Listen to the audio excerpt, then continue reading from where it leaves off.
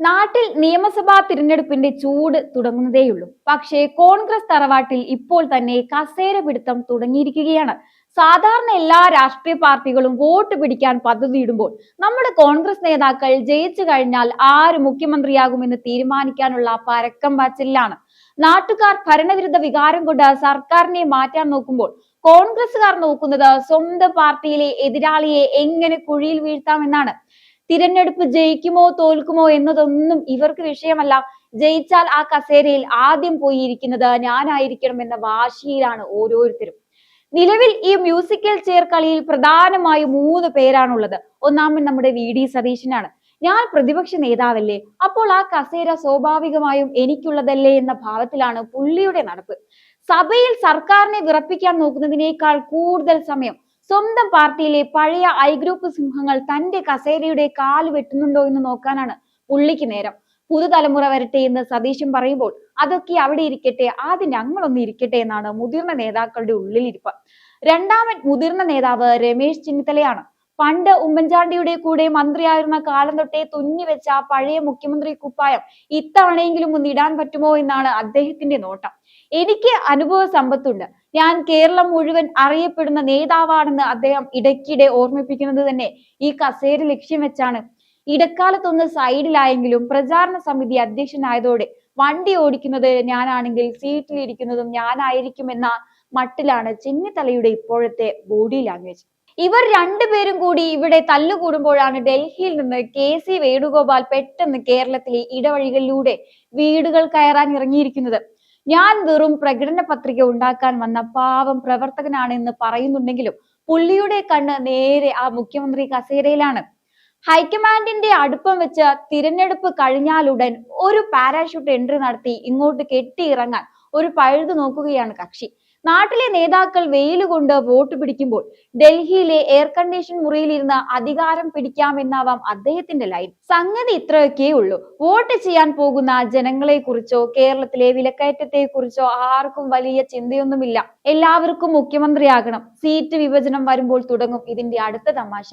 ഓരോ ഗ്രൂപ്പ് നേതാവും തനിക്ക് മുഖ്യമന്ത്രിയാകാൻ വോട്ട് ചെയ്യുന്ന പാവങ്ങളെ മാത്രം നോക്കി സീറ്റ് കൊടുക്കാൻ നോക്കും. ജയിക്കാൻ സാധ്യതയുള്ളവനോ എന്നത് അവിടെ വിഷയമല്ല, മറിച്ച് തന്റെ ഗ്രൂപ്പുകാരനാണോ എന്നതാണ് മാനദണ്ഡം. ഫലമോ നല്ല സ്ഥാനാർത്ഥികൾ പുറത്തും നേതാവിന് സിന്ദാബാദ് വിളിക്കുന്നവർ അകത്തും. ഒടുവിൽ തിരഞ്ഞെടുപ്പ് കഴിഞ്ഞ് ഒരുപക്ഷെ ഭാഗ്യത്തിന് ഭരണം കിട്ടിയാൽ പോലും ഹൈക്കമാൻഡ് വന്ന് തീരുമാനിക്കുന്നതുവരെ ഇവർ തമ്മിൽ അടിയായിരിക്കും. പണ്ട് മുതലേയുള്ള കോൺഗ്രസ് സ്റ്റൈല് ഇതാണല്ലോ, തമ്മിൽ തല്ലി തോൽക്കുക, അല്ലെങ്കിൽ ജയിച്ചാലും തല്ലി പിരിയുക. പിണറായി സർക്കാരിനെ താഴെയിറക്കുന്നതിനേക്കാൾ വലിയ വെല്ലുവിളി സ്വന്തം നേതാക്കളുടെ കസേര മോഹം തീർക്കുക എന്നതാണ് പാവം പ്രവർത്തകർക്ക് ഇപ്പോൾ നല്ല ബോധ്യമായിട്ടുണ്ട്. ഇതിനിടയിൽ ഇനി ആരെങ്കിലും മുഖ്യമന്ത്രി കുപ്പായം ഇട്ട് വരുന്നുണ്ടോ എന്ന് കണ്ടറിയണം. ഇതിന്റെ ഏറ്റവും വലിയ തെളിവായിരുന്നു കഴിഞ്ഞ ദിവസം കഴിഞ്ഞുപോയ ആ പുതുയുഗ യാത്ര. ജനങ്ങളുടെ പ്രശ്നങ്ങൾ പഠിക്കാനും സർക്കാരിനെതിരെ ജനങ്ങളെ അണിനിരത്താനുമാണ് യാത്ര നടത്തിയതെന്നാണ് വൈപ്പ്. പക്ഷേ കണ്ടവർക്കൊക്കെ മനസ്സിലായി ഇത് ജനങ്ങളെ കാണിക്കാനല്ല, മറിച്ച് ഗ്രൂപ്പ് നേതാക്കൾക്ക് പരസ്പരം പാര പണിയാനുള്ള യാത്രയായിരുന്നു എന്ന്. യാത്രയുടെ ഫ്ലെക്സിൽ ആരുടെ പടം വലുതാകണം എന്നതിനെ ചൊല്ലിയും സ്റ്റേജിൽ ആരുടെ അടുത്ത് ഇരിക്കണം എന്നതിനെ ചൊല്ലിയുമുള്ള തല്ല് കണ്ടപ്പോൾ അണികൾക്ക് പോലും തോന്നിപ്പോയി ഇതിലും ഭേദം വീട്ടിൽ ഇരിക്കുന്നതായിരുന്നു എന്ന്. യാത്ര നയിച്ചവരും കൂടെ നടന്നവരും തമ്മിൽ മിണ്ടണമെങ്കിൽ പോലും ഹൈക്കമാൻഡ് ഇടപെടേണ്ടി വരുന്ന അവസ്ഥ. ഈ പുതിയ യാത്ര കൊണ്ട് സത്യത്തിലുണ്ടായ ഗുണം നേതാക്കൾക്ക് ഓരോ സ്ഥലത്തെയും നല്ല ചായയും കടികളും കുടിച്ച് മുഖ്യമന്ത്രി കസേരയെ കുറിച്ച് സ്വപ്നം കാണാൻ കുറച്ച് സമയം കിട്ടി എന്നത് മാത്രമാണ്. ഈ ഗ്രൂപ്പ് പോര് ഇന്നും ഇന്നലെയും തുടങ്ങിയതല്ല എന്നതാണ് സത്യം. കോൺഗ്രസ് ഉള്ളിടത്തോളം കാലം ഗ്രൂപ്പ് ഉണ്ടാവുമെന്നത് ഒരു ശാപമോ വരമോ എന്ന് തിരിച്ചറിയാൻ പറ്റാത്ത അവസ്ഥയിലാണ് പ്രവർത്തകർ. പണ്ട് കരുണാകരനും ഉമ്മൻചാണ്ടിയും തമ്മിൽ നടന്ന ആ പഴയ എ ഗ്രൂപ്പ് കളി ഇപ്പോൾ പുതിയ കുപ്പിയിൽ പഴയ വീന് പോലെ നേതാക്കൾ ആസ്വദിച്ച് കുടിക്കുകയാണ്. അന്ന് അച്ഛൻ തുടങ്ങിയ പണി ഇന്ന് മക്കളും പിൻഗാമികളും ഏറ്റെടുത്തിരിക്കുന്നു എന്ന് മാത്രം. തമ്മിൽ കാണുമ്പോൾ ചിരിച്ചു കാണിക്കുമെങ്കിലും അപ്പുറത്തുള്ളവൻ ഒന്ന് വീണാൽ കുഴി തോണ്ടാൻ ആര് മുന്നിലെത്തും എന്നതിലാണ് കോൺഗ്രസിലെ യഥാർത്ഥ മത്സരം. നേതാക്കൾ ഇങ്ങനെ സ്ക്രീനിന് മുന്നിൽ പായസം കുടിക്കാൻ നിൽക്കുമ്പോൾ അണിയറയിൽ ഗ്രൂപ്പ് മാനേജർമാർ തിരക്കിലാണ്. ഈ നേതാക്കൾക്ക് വേണ്ടി മണ്ഡലങ്ങളിൽ പാര ഒരുക്കുന്ന തിരക്കാണത്. സതീശൻ മുഖ്യമന്ത്രിയാകുമെന്ന് കണ്ടാൽ അദ്ദേഹത്തിന്റെ വിശ്വസ്തരായ സ്ഥാനാർത്ഥികളെ തോൽപ്പിക്കാൻ ചെന്നിത്തല ഗ്രൂപ്പും, തിരിച്ചാണെങ്കിൽ സതീശൻ ഗ്രൂപ്പും രംഗത്തിറങ്ങും. ഞാൻ തോറ്റാലും വേണ്ടില്ല, എന്റെ എതിരാളി ജയിക്കരുത് എന്നതാണ് കോൺഗ്രസിലെ എക്കാലത്തെയും വലിയ സ്പോർട്സ്മാൻ സ്പിരിറ്റ് എന്ന് പറയുന്നത്. മാത്രമല്ല ഇപ്പോൾ ഈ മുഖ്യമന്ത്രി മോഹികളുടെ ലിസ്റ്റിലേക്ക് ഇടയ്ക്കിടെ ശശി തരൂരിന്റെ പേരും ചിലർ വലിച്ചിരുന്നുണ്ട്. തരൂർ വന്ന് ജനക്കൂട്ടത്തെ കണ്ട് കൈവീശുമ്പോൾ ഈ മൂവർ സംഘത്തിനും ഒരേപോലെ നെഞ്ചെടുപ്പ് കൂടും. വിശ്വപൗരൻ വന്നാൽ പിന്നെ നമ്മുടെ പായസം ആരു കുടിക്കും എന്ന പേടിയിൽ തരൂരിനെ എങ്ങനെ വെട്ടാമെന്ന കാര്യത്തിൽ മാത്രം ഈ മൂന്ന് നേതാക്കളും പെട്ടെന്ന് ഐക്യത്തിലാവും. ശത്രുവിന്റെ ശത്രു മിത്രം എന്നാണല്ലോ പ്രമാണം. ചുരുക്കി പറഞ്ഞാൽ കോൺഗ്രസിന്റെ ഈ കസേര കളി കണ്ടാൽ തോന്നും കേരളത്തിലെ ജനങ്ങൾ ഇപ്പോൾ തന്നെ വോട്ട് ചെയ്ത ഇവരെ ഭരണത്തിലേറ്റി കഴിഞ്ഞു എന്ന്. ഇടതുപക്ഷ സർക്കാരിന്റെ വീഴ്ചകളും വിലക്കയറ്റവും ജനങ്ങൾക്കിടയിൽ വലിയ ചർച്ചയാകുമ്പോൾ ആ ജനകീയ വിഷയങ്ങളെ ആയുധമാക്കുന്നതിന് പകരം സ്വന്തം ഗ്രൂപ്പിന്റെ വലുപ്പവും മുഖ്യമന്ത്രി കസേരയുടെ അകലവും അളക്കുന്ന തിരക്കിലാണ് നമ്മുടെ നേതാക്കൾ. വരാനിരിക്കുന്ന തിരഞ്ഞെടുപ്പിൽ സ്ഥാനാർത്ഥി നിർണയം നടക്കുമ്പോൾ തന്നെ ഈ ഗ്രൂപ്പ് വഴക്കിന്റെ യഥാർത്ഥ വിശ്വരൂപം കേരളം കാണാനിരിക്കുന്നതേയുള്ളൂ.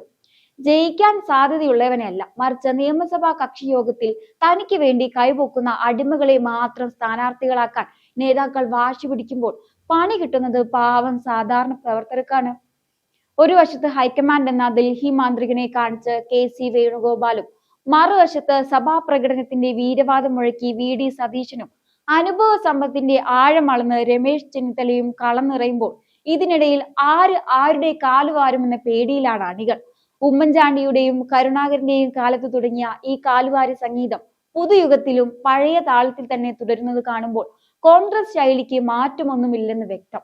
തിരഞ്ഞെടുപ്പിന് ശേഷം ഹൈക്കമാൻഡ് വന്ന് വിധി പറയട്ടെ എന്ന് നേതാക്കൾ ആവർത്തിക്കുമ്പോഴും അതിനു മുൻപേ കസേരയുടെ കാലുകൾ പരസ്പരം വെട്ടിമാറ്റാൻ ഇവർ കാണിക്കുന്ന ആവേശം ഒന്ന് കാണേണ്ടത് തന്നെയാണ്. ഭരണം കിട്ടുന്നതിന് മുമ്പേ പായസം കുടിക്കാൻ പാത്രവുമായി ക്യൂ നിൽക്കുന്ന ഈ നേതാക്കൾ ഒന്നോർക്കുന്നത് നല്ലതാണ്.